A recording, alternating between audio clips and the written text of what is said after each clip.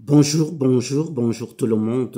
Bon dimanche à tous et à chacun. Je suis le Père Antoine. Je vous reviens ce dimanche avec le point de méditation des textes qui nous ont été proposés par l'Église Notre Mère. La thématique centrale de ce jour porte évidemment sur l'amour. L'amour de Dieu et l'amour du prochain. C'est ce que Jésus nous révèle dans l'Évangile. Mais avant cela, posons un regard sur la première lecture tirée du livre du Deutéronome. Ce passage nous annonce déjà des éléments qui peuvent être significatifs et profonds pour notre méditation. Dès l'entame du texte, nous pouvons lire: Moïse dit au peuple, tu craindras le Seigneur ton Dieu tous les jours de ta vie. C'est plus tard, à la fin de ce morceau, qu'on peut lire: tu aimeras le Seigneur ton Dieu de tout ton cœur, de toute ton âme et de toute ta force.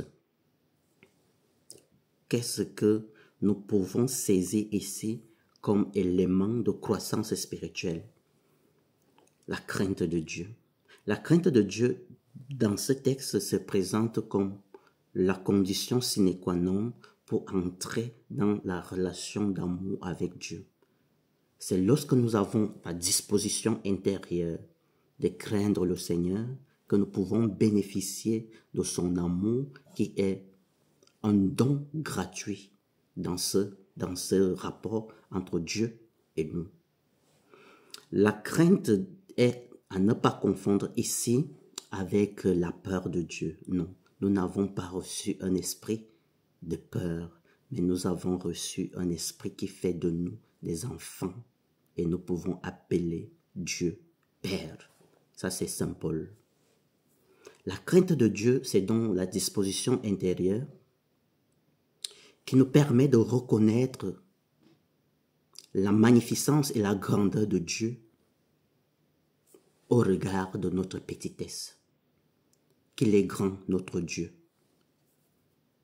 Voilà l'esprit dans lequel vit celui qui veut aimer Dieu, savoir se mettre à genoux devant le mystère de la grandeur de Dieu pour bénéficier de son amour. Rendu à ce point, allons dans l'Évangile et je voudrais souligner un autre élément.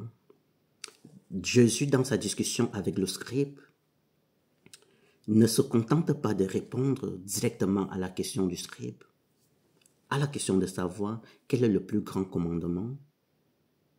Jésus, dans sa réponse, qui se veut pédagogique, ne s'arrête pas au premier commandement, ce qui était déjà connu par les écoles de pensée spirituelle de l'époque de Jésus. Jésus va élargir le contexte de compréhension et il actualise ce commandement. Alors Jésus dit, tu aimeras Dieu, oui, c'est déjà une bonne chose, mais il pose un deuxième pilier, l'amour du prochain. Et voilà comment cela s'explique simplement. Vous reconnaissez ceci. L'évangile, toute la Bible se résume en ce signe, en ce symbole, sur cette croix. L'amour de Dieu, c'est cette ligne verticale, cette barre verticale qui nous connecte à Dieu à partir d'une disposition intérieure de crainte. L'amour du prochain, c'est cette barre verticale qui nous permet d'embrasser les frères et sœurs sans jamais les condamner. Et la personne par excellence qui a su vivre ces deux facettes de l'amour de Dieu et de l'homme et du prochain, c'est Jésus en portant la croix. Dans notre vie chrétienne, nous sommes appelés à porter la croix.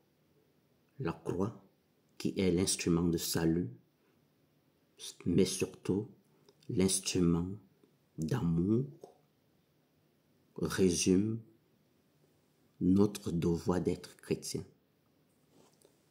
Amour de Dieu et amour du prochain. Le cheminement chrétien ne commence véritablement lorsque nous avons la capacité de porter nos croix par amour. Que le Seigneur vous bénisse. Le texte, l'évangile termine avec un passage. Jésus dit aux scribes, « Tu n'es pas loin du royaume de Dieu. »